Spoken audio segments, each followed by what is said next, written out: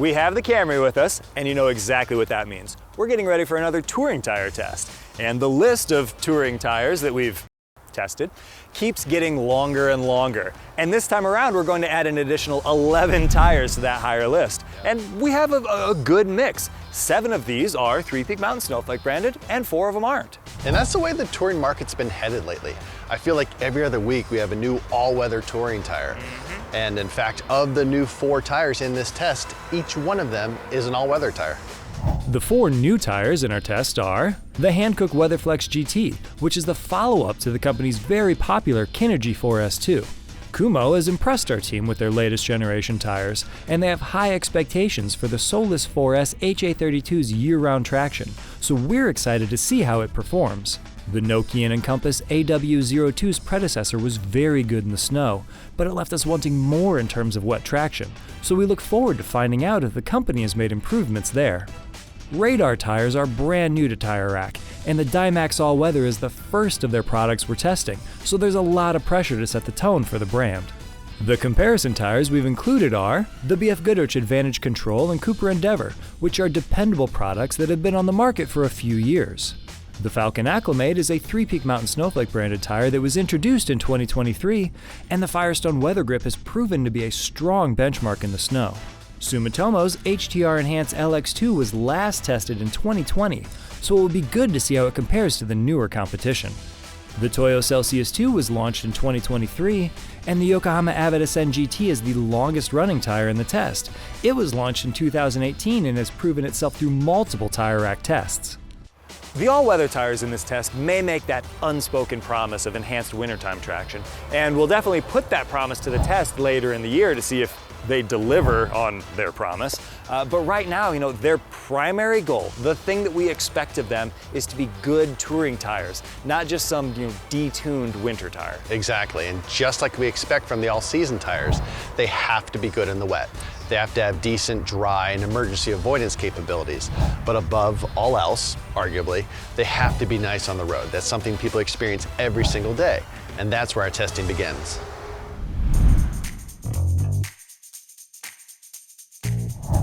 BF Goodrich Advantage Control. It's a little softer than some of the other tires in the test. It's cushioned, yeah. Right? Yeah. So for a touring tire, it absorbs the big bumps, which is nice. The slight downfall to that is, there's a little bit of, kind of continued motion. It's a little, let's call it maybe a touch jiggly. That might be over exaggerating a hair, but you can feel that it doesn't stop. The steering, it feels natural. It feels like a touring tire. It's maybe just a tiny bit slow to respond. Well, like you said, I wanted a little more gain. I wanted a little more firmness once the tire's loaded up. I wanted a little more going on. What do you think about the noise? It's good. On this smoother surface, there is a little bit of cyclical kind of pattern noise to it. It's not bad, but it's there. It's nothing the radio couldn't overpower, certainly. Or charming conversation with your co-driver. That's deafening. So yeah, absolutely. Here we are on the Cooper Endeavor, and I guess we should start with ride. It's composed, it's, controlled, maybe a little bit taut, but it's really, on the firmer side. There it is, yes, thank you. That's what I was struggling for. I appreciate that. Yeah, noise-wise, it's decent. It's decently good, in fact.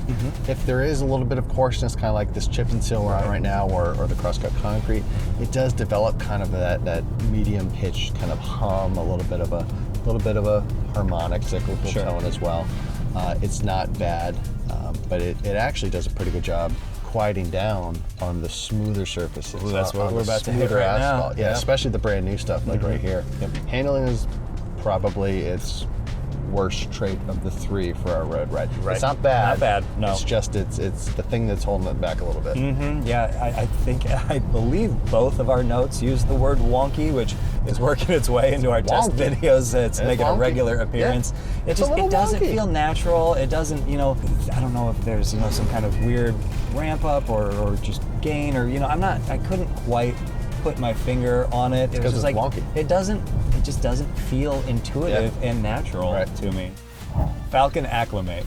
It's nice and rounded over the big individual bumps. I like that. Which customers will notice. They'll say, hey, this is comfortable. For sure. It is. Yeah. Yes. Yeah. Over the multiple repetitive impacts, I did notice a little bit of jitteriness, a little bit of, continued residual motion, which if you don't drive over that kind of surface, it won't be a problem. But if you do, it's just something to, something to think about. All right, so let's talk about noise. And this one, I'm comfortable starting. Oh, this one. Strong opinions. Right? No, not really, but I mean, kind of. I notice a bit of like medium volume, high-ish pitched, background noise, but it doesn't just stay in the background. It kind of comes to the forefront, And You're I really think it's because it's higher pitched, right? Yeah. What did you think about the noise? The noise on the Falcon was kind of at its low point, right, in its road ride. Again, it wasn't bad. It was still pretty good. But like you said, there are some tones on certain types of surface. Right. There is that kind of medium, kind of pitchy ring to it at times. The steering though is actually a high point for it. Right. It's pretty nice. I mean, it's not performance tire amazing, but it's for a does touring tire on a job, Camry, right? We were both impressed. It's nice. Brent, what did you think about the Firestone Weather Grip? I liked that it did a good job, a very good job, I think, of rounding over the sharp impacts. It's taking the peak off of the impact, which I do appreciate. Yep. Here we are on a just very typical, kind of coarse-ish asphalt road, tar strips. What are your thoughts on noise? Good for an all-weather touring tire. Okay. It's not as bad as necessarily I would have expected, or from what we've had in the past on this platform. Right. It's doing a pretty decent job, especially considering it's very all-weather, winter-focused capabilities. Because let's face it, this tire is focused. Yes, it is. For winter performance. Indexes over to the winter side of the equation, and part of that also is all of the siping, the chopped up tread blocks that it has, and that impacts the steering. Right? Yeah. It's something that we both noticed when we were driving. It's a little bit slow to respond. It feels like you add some input and then it winds up a little bit and then it responds. Hankook WeatherFlex GT. All right, what do you think? The ride on the Hankook is pretty good. It's a little taut compared to some of the other tires we've driven. It's a little taut. It's a little firm. Yeah, no, I agree with that, and it's not bad. It's not excessive. It's just there's a mid-range here, and it's on the firmer end of the range from what we've seen. The WeatherFlex GT also is an all-weather tire, like many of the tires in the test, and sometimes that can result in more tonal variety. It's kind of speed dependent. At lower speeds, it's more apparent. At higher speeds, I don't know if it's a pattern thing, a pitch thing, but it seems to blend together and maybe even get quieter. I like the steering on it. It felt natural. It felt about right for a touring tire. It was fine. I think I said it was kind of unremarkable. It did the job for me. Kumho Solus 4S HA32. The ride's a little firm. The ride is. On this slightly broken asphalt, you can feel everything. I called it transparent. Big bumps are big. Medium bumps are medium. Small are just always I'm ready for it. Okay. Now, noise here on this on-ramp, it rolls over a little bit on its shoulder. At low speeds, we both commented on, you hear that pattern noise. You hear the cyclical. I called it a whir. The good news is, though, with more speed or with a lot of surface texture, it kind of all blends together and it sort of masks that sound a little bit and just turns into more of a broad general tone. Right, it's fine at the higher speeds, which is kind of a cool thing. So onto the high note, though, for this tire, steering. You're driving, you talk about steering. It'll be nice. So far, some of the best in the test. Yes. We were both very happy. You almost said impressed, and then you paused and said, "No, probably not impressed." But you're right. Very, very happy. I agree. It felt natural, intuitive. I called it cheerful. It was pleasant and cheerful. Yeah. Sprightly. I said it wasn't trying to be a performance tire, but it just nice and happy to do what I was asking it to do. Nokian Encompass AW02. I am really impressed. Right? Yes. The bumps are comfortable. That was a big bump, and that was more comfortable than probably any other tire so far. At the very least, yeah. Steering is nice, right? too. Yes, I like the steering a lot. It was one of the top 2 tires in the test for me for steering. It's got a little ramp up in response. You're right on center at slow speeds and at high speeds. Tell me about noise. Noise was good too. Yeah. Yeah.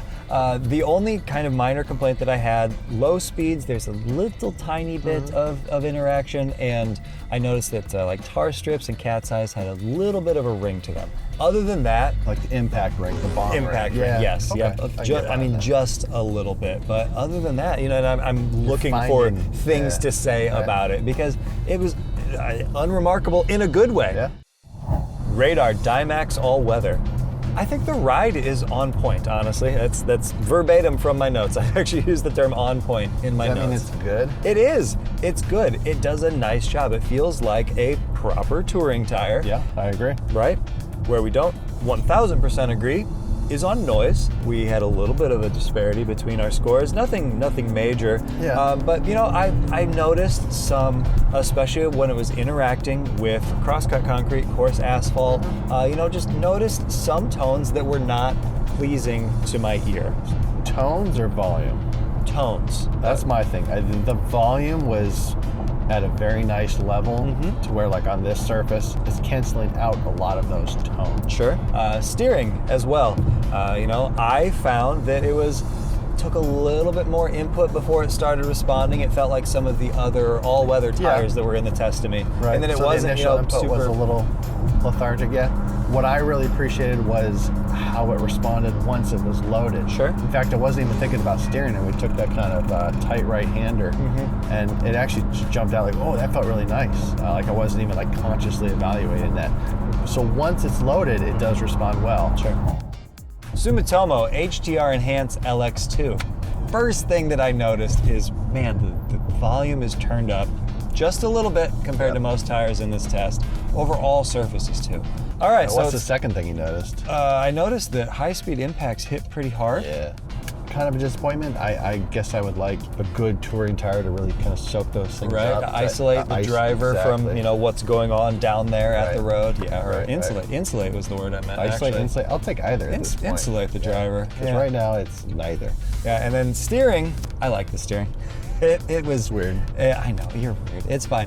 It felt, you know, not overly eager, not overly lazy. It matched my input speed. It matched my desire for a touring tire in terms of steering. I don't know what tire you were driving. I described It's it the same as tire.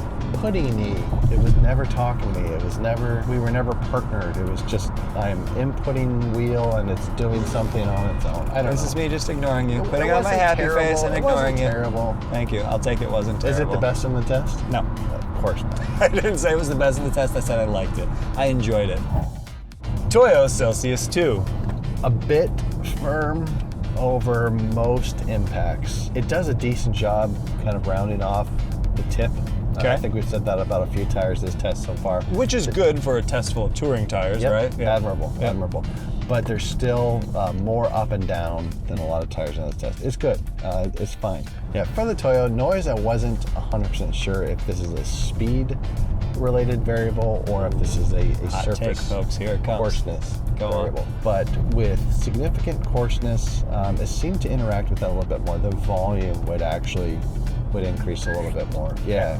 Although there were some slower speed course sections with a very similar crosscut concrete, which wasn't too bad. It kind of goes back and forth of being a little too loud and from being fine. So kind of a 7. Right. It was fine. It was good. Guess what the steering is? Kind of a 7. Kind of a 7. Yeah. It feels maybe a little over boosted, a little over eager. You know, not bad, but to the point where I would say it doesn't feel natural or intuitive in the way it reacts to my inputs. Yokohama Avitus NGT. I forgot what I was going to say. Oh, okay. I know you were very eager to talk about the ride. So look at this. Big bumps, small repetitive bumps, then another big bump coming up. This is the most performance-y touring tire that we've tested today. And I don't disagree with that, believe it or not. How could you? I said it's very nicely composed, controlled very well, and yeah, it's a little bit firm. It feels like it could be mistaken for a UHPL season tire. Absolutely could. What about noise? On the smoother surfaces, it kind of had some pattern noises that were trying to blend in but could never quite do it. Overall, it was fine. But, Right? And similarly, I didn't have a whole lot to say about the steering either. It responded appropriate. It was category appropriate, which we haven't said that yet this year, but I'm bringing it back. After our on-road testing, it was time to evaluate each tire's performance in wet conditions. Around our skid pad, their ultimate lateral grip was tested, and we found a range of results within 1/10 of a G. Two of the all-new all-weather releases, the Kumho Solus 4S HA32 and Hankook WeatherFlex GT, took the top spots, with 0.74 and 0.72 Gs respectively, and the venerable Yokohama Avid Ascend GT was right there on their heels at 0.71. A group led by the Weather Grip delivered lateral traction at or around 0.7 Gs. However, beyond that, we started to feel some palpable differences from the last four contenders: the Acclimate, Dymax All Weather, Endeavor, and HTR Enhanced LX2, which seemed to struggle a bit more at maintaining their line and speed. Once on the flooded VDA, the standing water lateral traction helped us determine how each tire may cope with deeper water where hydroplaning becomes a factor. The Nokian Encompass AW02 and Solus 4S HA32 had little trouble dealing with the added depth, and the Avid Ascend GT once again refused to give up ground to the fresh all-weather options. With the rest of the group between 0.65 and 0.62 Gs, it goes to show how all-season touring tires are typically capable of delivering decent traction in deeper water, especially at full tread depth. Emergency braking from 60 to 0 started to show some more differentiation. The BF Goodrich Advantage Control delivered a test-leading 147-foot stopping distance, a sizable lead to a comfortable group stopping between 152 feet and 154 feet, rounded out by the new Dymax All Weather. Two of the other new all-weather tires, the Solus 4S HA32 and WeatherFlex GT, followed behind at a convenient 158 feet. Past the 160-foot mark, the Avid Ascend GT was flanked by its all-weather competition, with the Toyo Celsius 2 and Firestone Weather Grip rounding out the test group a sizable step back. Our wet track testing allows us to determine each tire's dynamic traction in addition to its ability to combine inputs for simulated emergency avoidance maneuvers. While ultimate lap times aren't part of the mission statement for Grand Touring all-season tires, differences in lap times are indicative of tires' differing abilities in everything from the daily drive to real-life emergency situations. The Solus 4S HA32 and Avid Ascend GT were narrowly separated and were the only two tires in the test to break the 34-second barrier. From there, the WeatherFlex GT was about 0.3 of a second back on the last step of the podium. A considerable group of 5 tires were separated by the next half second, with the Weather Grip sitting on the borderline of what we would consider a good performance. The Dymax All Weather and the Endeavor both put forth acceptable lap times in the low 35-second range, and the HTR Enhanced LX2 trailed the group at 35.55 seconds. Moving away from objective lap times, our subjective evaluation found the Solus 4S HA32 and Yokohama Avid Ascend GT once again at the top of the charts, though this time they were split by the Encompass AW02, which provided agreeable driving characteristics that transcended its mid-pack objective performance. Alright, Kumho Solus 4S HA32, that's a mouthful, but at least it's good out here on the wet track. It is, isn't it? It's nice. I actually tucked in too much to the skid pad because it's got more grip than I kind of expected was coming. Right? It's nice. And it behaves the way you want it to. It's bright and responsive on the front end, combined with that traction means that it kind of dances through the slalom. Yeah. You can actually do a little bit of lift to get it to tuck. It's actually fun out right? here, yeah. I know. And who would have thought that was possible in the Camry? But I'm dancing. Here you are dancing. Do it again. Dance. Never mind. Yokohama Avid Ascend GT. So the Yokohama Avid Ascend GT was one of our wet benchmarks that we had years ago at this point, I guess. Right, yeah, this is not a new tire by any means. But you know what? It's still kind of holding its own out here. More than just kind of holding its own. It is very holding good. its own, right? Heck yeah. You're right. I'm sorry, Yokohama. You're right. Yeah, this old war horse is still getting it done. Yeah. Yeah, I mean, it feels balanced, predictable. Here's the Nokian Encompass AW02. Traction is good. Maybe not as good as the best in the test, but still strong. It's right? pretty darn close. It is pretty darn close. Yeah. Yes, it is absolutely up there. The steering is bright and lively. It feels nice. It still feels safe. Right. When you do get a little bit of that rear end engagement. It's useful and it's predictable. Yeah, it's not crazy tail happy like it's gonna bite you and you're working hard to keep the car pointed in the right direction. No. It's none of that. It's just it's good.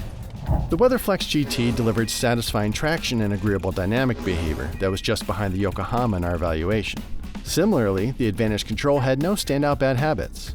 The Dymax All-Weather and Weather Grip both did the best they could with their relatively limited traction, and they both required our drivers to take a step back and drive in a less rushed, more relaxed fashion. Though with this mindset, they were competent performers. The final 4 tires in the evaluation got to where they ended up in different ways. The Acclimate and Endeavor were mildly traction limited, and neither communicated their limits very well, resulting in repeated steps over the line and a frustrating understeer. The Celsius 2 was very capable objectively, and it quietly went about its business in a satisfying way, with its only sin being that it didn't engage or deliver any real driving enjoyment. The HTR Enhanced LX2, on the other hand, was relatively enjoyable to drive because it communicated exactly where its limits were. Unfortunately, those limits were also the lowest in the test, which proved to be too much of a hurdle to overcome with satisfying driving dynamics. This is the Falcon Acclimate. Whoa, pushing a little bit. Look at that. Yep, that's the story right there. Yep, it pushes. The steering feels eager. It does a pretty good job. It has pretty good traction. But the issue is it doesn't tell you where the limit is. So you find yourself like thinking, oh yeah, this is doing fine, it's doing great, and then it pushes. It pushes. Sumitomo HTR Enhanced LX2. It's fine, it's okay, it's pretty balanced in its traction delivery. Yep. Traction's just a little bit lower. Low traction, but actually kind of enjoyable to drive because it's feels round good. and balanced, and it feels nice, but just doesn't really have all the grip of, well, any other tire in the test.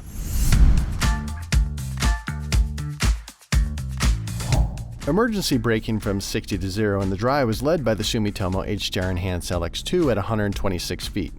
A couple feet back, the Radar Dymax All-Weather also delivered strong longitudinal grip.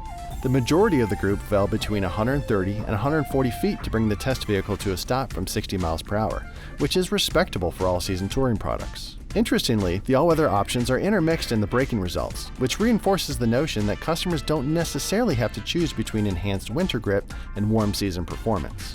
One exception to that is the Firestone Weather Grip, which once again rounded out the group with significantly longer braking distances. Our emergency lane change maneuver tests each tire's ability to avoid a simulated obstacle in the road and safely return to the original lane of travel. It's performed at 45 miles an hour, and each tire is evaluated on its ability to pass the test in addition to its behavior and subjective characteristics. The Solus 4S HA32 utilized its bright and eager steering response plus poised, stable handling characteristics to pass the ELC with ease every time. All right, out here doing the lane change in the Kumo Solus 4S HA32. All right. 45 and... little chatter there, which is? Yeah, it defaults to safe, predictable understeer. But it's good. It is, right? It's so eager and alert and responsive, and the front end just makes it go like this, the thing I'm doing with my hand. Pointy, consistent. Yeah, if you do come in too hot, you're not going to end up backwards. You're just going to kind of understeer a little bit until the front end comes back to you. And then continue to make the pass the maneuver. Yeah, that's what you want. And the Celsius 2 and Avid Ascend GT also had no issues completing our maneuver. Toyo Celsius 2, it just passes every time. It just does it. No fanfare, no big deal. Look at that. Just like that. Easy peasy. Yeah. And we can do that over and over and over again, every time. Yokohama Avid Ascend GT. There we go. There we go. Easy peasy. Easy peasy. There are a lot of all-weather tires in this test, and some of them, many of them, feel a little schmooshier, And so getting back into kind of an old-school all-season product, it feels nice. It handles it well. The Advantage Control and the Endeavor were two sides of the same coin, with the Advantage Control understeering to success, and the Endeavor displaying a more neutral behavior as it navigated the cones. The Acclimate also adopted a slightly tail-out behavior, and it was the first tire with a single, almost unexplainable fail. Falcon Acclimate. And oh no, emergency! And feels eager. The rear end wants to engage. Yep. We made it this time, but one of your drivers may have had one fail on the Just Acclimate. a single miss. Just a single miss, so 7 for 8. The Encompass AW02 managed to pass every time, but its attributes may not be favorable in a real, unexpected emergency situation. The WeatherFlex GT didn't feel as stable or confident as the stronger competitors, but it managed to succeed on every attempt. The Dymax All-Weather was somewhat unnerving for our drivers, requiring a change in driving style to ensure the vehicle passed through the gates successfully. All right, the Radar Dymax All-Weather. Well, almost made it. Almost. Which was common for our testing as well, right? Right. Normally when we do this, we let the tires do what they're going to do so we can learn their behavior. Right. But both of us, without talking to one another about it, after the first run, we started adding our input to go back the other way before we made it through the first gate, because we just instinctively knew that if we didn't do that, this thing's about to bite my head off. Bad things were going to happen. The HTR Enhance LX2 failed more times than it passed, and the Weather Grip didn't succeed in a single attempt. Firestone Weather Grip, emergency lane change, up to 45, and... Oh, here we go. There's grass over You there. didn't make it. Understeer city, mush. Doesn't want to respond and come back the other direction. By the time it does respond to what you're asking the front end to do, then the rear end is just so overwhelmed that it gets all sideways and sloppy and.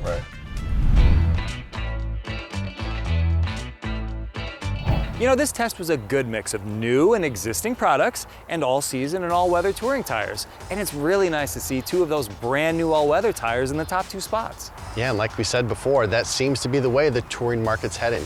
And it's nice to see these all-weather tires competing against all-season benchmarks. And that is meaningful progress, not just change for the sake of change. Since these are touring tires, ride quality and noise comfort on the road are at or near the top of the priority list. And in this test, the Encompass AW02, Dymax All-Weather, and Advantage Control were at the top. When looking at how the best here stack up in our ever-growing overall list, they're in the upper half of the results, behind a group that mostly consists of premium touring tires.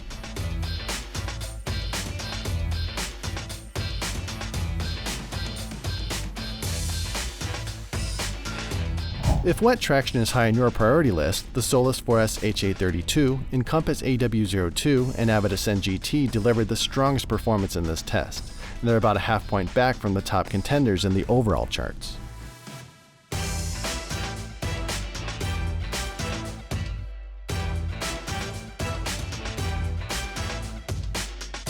And looking at the combined overall rating for this test, the Nokian Encompass AW02 and Kumo Solus 4S HA32 were our leaders, with the venerable Yokohama Avid Ascend GT a minuscule step back. The leaders here were mid to upper mid pack in the total rankings for the category as a whole.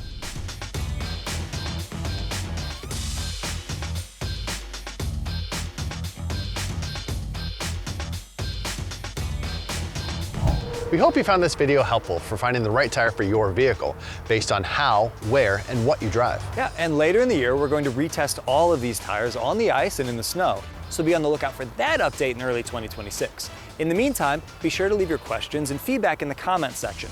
We try to read all of those and respond to as many as we can. And of course, be sure to like and subscribe. And as always, thanks for watching.